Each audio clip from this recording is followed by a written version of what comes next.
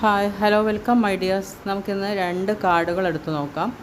രണ്ട് കാർഡുകളിലും ഞാൻ യൂണിവേഴ്സിൻ്റെ ഗൈഡൻസ് ആണ് ചോദിക്കുന്നത്. അതായത് രണ്ട് കാർഡുകളിൽ ഏതാണോ നിങ്ങൾക്ക് റെസനേറ്റ് ആവുന്നത് അത് സ്വീകരിച്ചു കൊള്ളുക.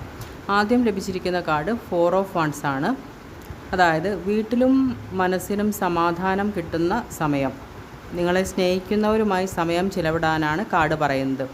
സന്തോഷവും സ്ഥിരതയും നിങ്ങളുടെ ജീവിതത്തിലേക്ക് കൂടുതൽ എത്തിക്കൊണ്ടിരിക്കുന്നു.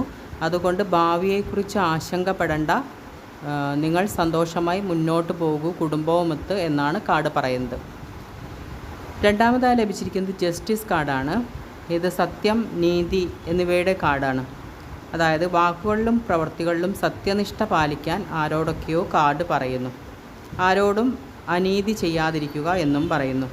സത്യത്തിൻ്റെ വഴിയിൽ ഉറച്ചു നിൽക്കുക. നിങ്ങൾ വിതച്ചത് തന്നെയാണ് കൊയ്യുക. അതുകൊണ്ട് ശരിയായ സമയത്ത് നീതിയും അനുഗ്രഹവും നിങ്ങളുടെ ജീവിതത്തിൽ പ്രകടമാവുമെന്നും കാർഡ് പറയുന്നു. ഇത് ആർക്കൊക്കെ റെസണേറ്റ് ആവും അവർ സ്വീകരിക്കുക. എല്ലാവരും ലൈക്ക് ചെയ്യുക, ഷെയർ ചെയ്യുക, കമൻറ്റ് ചെയ്യുക. Okay, thank